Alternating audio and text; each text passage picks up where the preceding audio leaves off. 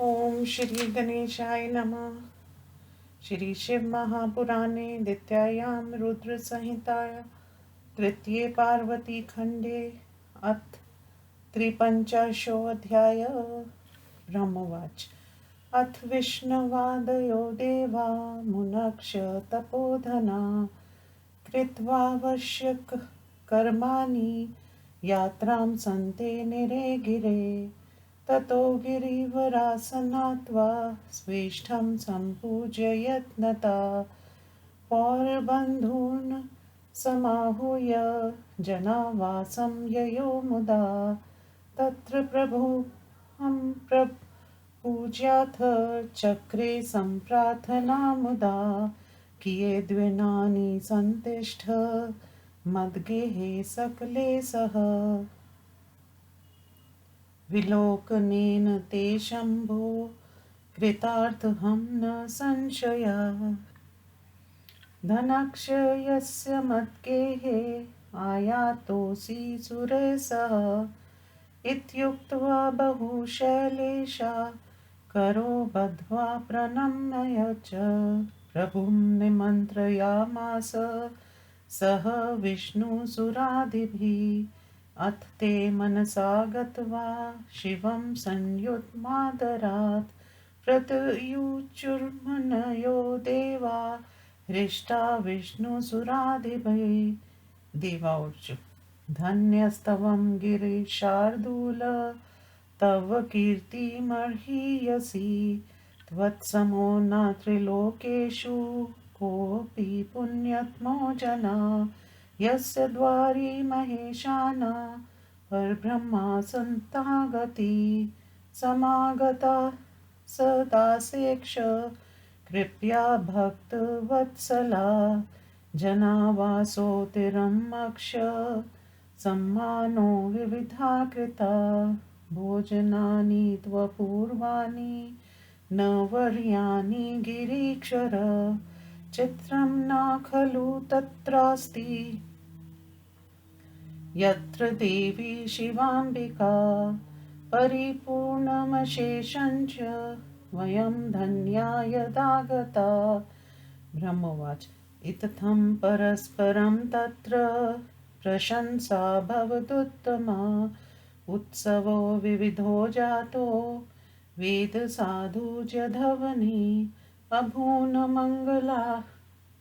मङ्गलगानं च ननर्ता परसरसाङ्गना नुतिञ्च कुर्मार्घ्या द्रवदानमभूदहुः तत्मन्त्रये देवेशं स्वगेहं गमध्वरि भोजनोत्सवमारेभे नानाविधिविधानता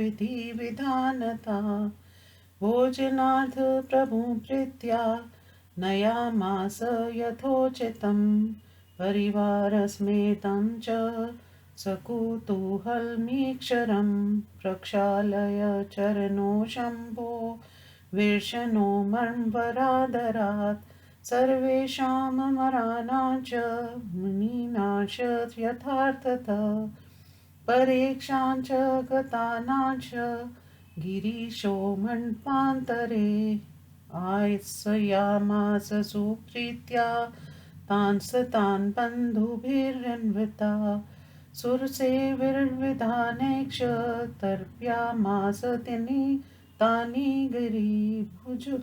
बुभुजुर्निर्खलास्ते वै शम्भुना विशुना मया तदानी पुरनार्यक्ष गालिदानवयुर्मुदा मुदुर्वाण्याः सन्तक्ष पश्यन्तो यो यत्नक्षतान् ते भुक्त्वा च मये विधिव्रयमानमन्त्राय नारद स्वस्थानं प्रयुयुः सर्वे मुदिता श्रुतिप्तिमागता इत्थं तृतीये ग्रसे मानिनास्ते भवन्मुने गिरीक्षरेण विधिविद्यान् मानादरादिभिः चतुर्थे दिवसे प्राप्ते चतुर्था कर्मशुद्धिता बभूव विधि वधेन विना खंडिता एव सा उत्सवो विविधाक्षासीत् तत्साधुवात जयध्वनि बहुदानं सुगानं च नर्तनं विविधं तथा पंचमे दिवसे प्राप्ते सर्वे देवा मुदान्विता विज्ञप्तिं च किरेशैलं यात्रार्थमतिप्रेमता तदा कर्णगिरीशोवाच देवान् कृताञ्जलि किये द्विनानि तिष्ठन्तु कृपां कुर्वन्तु मासुरा इत्युक्त्वा सनेहत्त सत्ताक्ष प्रभुं विष्णुमापरान्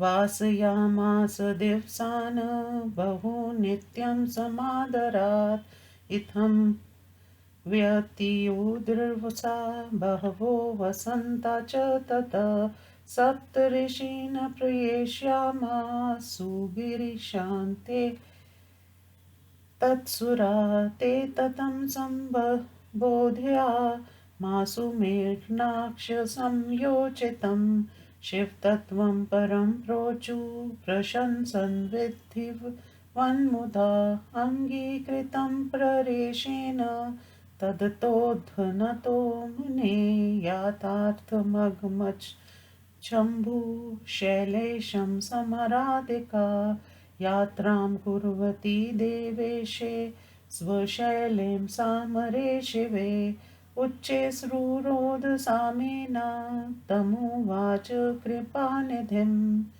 मेनोवाच कृपानिधे कृपां कृत्वा शिवां सम्पालयिष्यसि सहस्रदोषं पार्वत्या आशुतोषमिष्यसि तव पादाम्बुज भक्ता च मदतसा जन्मनि स्वप्ने ज्ञाने स्मृति नास्ति महादेवं प्रभुं विना त्वद्भक्ति श्रुतिमात्रेण हर्षाश्रुपुलकान्विता त्वनिन्दया भवेन् मौना मृत्युञ्जय मृता इव ब्रह्मवाच इत्युक्त्वा मेनका तस्मै सम्पर्वे यशवसुतां तदा हत्युचेरोदनं कृत्वा मूर्छमापतयो पुरा अथमेना बोधयित्वा तामामन्त्र्य गिरिं तथा चकार यात्रां देवैक्ष महोत्सवपुरःसरम् अथ ते निर्जरा सर्वे प्रभुना सवगणे सह यात्रां प्रचक्रिरे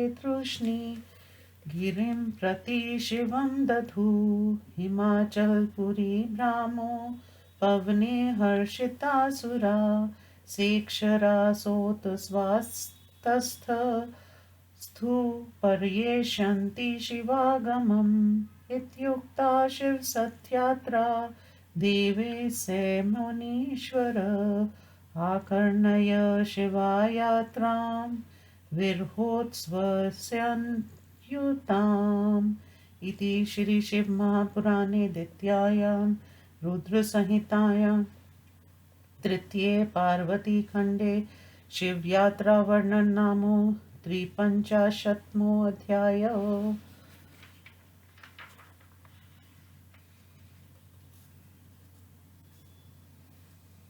हिंदी अनुवाद। ब्रह्मा जी ने कहा, उसके बाद विष्णु आदि देवता तपोधन मुनि आवश्यक कार्यों को करके हिमालय के घर से जाने के लिए तैयार हो गए। तब हिमालय स्नान करके अपने इष्ट देव की विधि पूर्वक पूजा करके नगरवासी बंधुजनों को बुलाकर प्रसन्न होकर जनवास में गए। वहां शिव जी की पूजा करके उसने कहा, कुछ दिन सभी बारातियों के साथ मेरे घर में रहिए।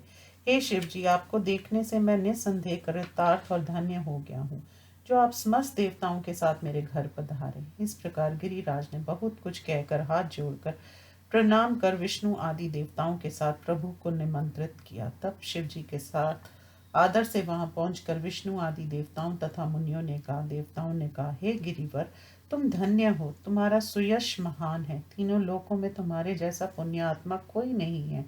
जिसके द्वार पर सज्जनों के आश्रय पर ब्रह्मा भक्त वत्सल शिव कृपा पूर्वक अपने भक्तों सहित पधारे हैं। हे गिरिराज, आपने सुंदर जनवासा बनवाया, विविध विविध प्रकार के से सबका सम्मान किया और अपूर्व एवं अवर्णीय भोजन कराए। जहाँ देवी शिवा अंबिका हो, वहाँ इस प्रकार के आतिथ्य का होना कोई आश्चर्य की बात नहीं है। सब परिपूर्ण हो गया। आज हम भी धन्य हैं जो हम यहाँ आए हैं। ब्रह्मा जी ने कहा। इस प्रकार वहाँ आपस में एक दूसरे की प्रशंसा हुई। विविध प्रकार के उत्सव मनाए गए। वेद ध्वनि और जय जयकार होने लगी।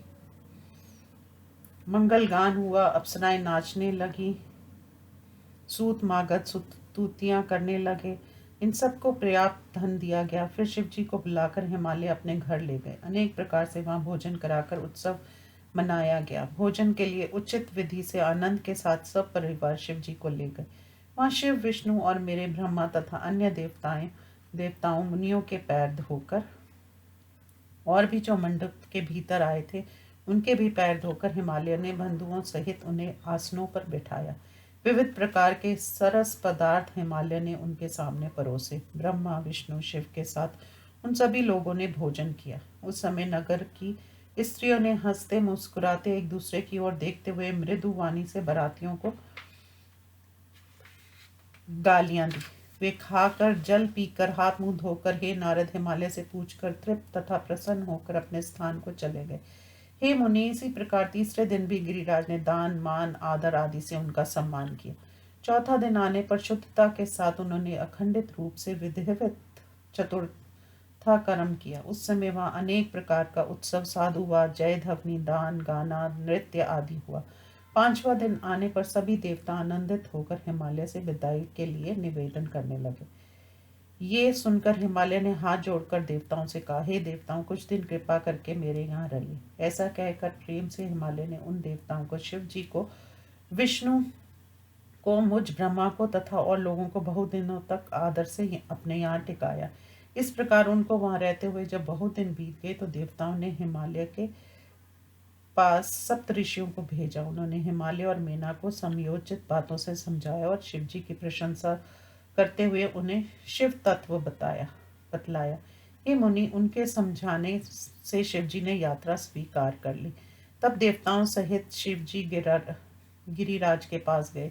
जब देवताओं के स्वामी शिव जी जाने के लिए तत्पर हुए तब मेना जोर से रोने लगी और उसने कृपा नदी से कहा। मेना ने कहा, हे दयालु, दया करके मेरी शिवा की रक्षा कीजिएगा। पार्वती 1000 अपराध भी करे तो उसने क्षमा कर दीजिएगा। ये मेरी कन्या प्रत्येक जन्म में आपके चरण कमलों की भक्त है। ये आपके अतिरिक्त सोते जागते दूसरे का स्मरण नहीं करती। हे मृत्युंजय, तुम्हारी भक्ति को सुनते ही प्रसन्नता के आंसू गिराती हुई ये पुलकित हो जाती है और तुम्हारी निंदा को सुनकर चुप होकर मेरी मरी हुई के समान हो जाती है। ब्रह्मा जी ने कहा। इतना कहकर मैना ने अपनी कन्या शिव जी को देखकर जोर से रोती हुई उनके सामने मूर्छित हो गई। उसके बाद मेना को समझाकर उनसे तथा हिमालय से पूछकर बड़े उत्सव के साथ देवताओं को लेकर उन्होंने यात्रा की। हिमालय के प्रति शुभ कामना करते हुए वे सभी देवता अपने गणों के साथ शिव जी को आगे करके चुपचाप यात्रा करने लगे।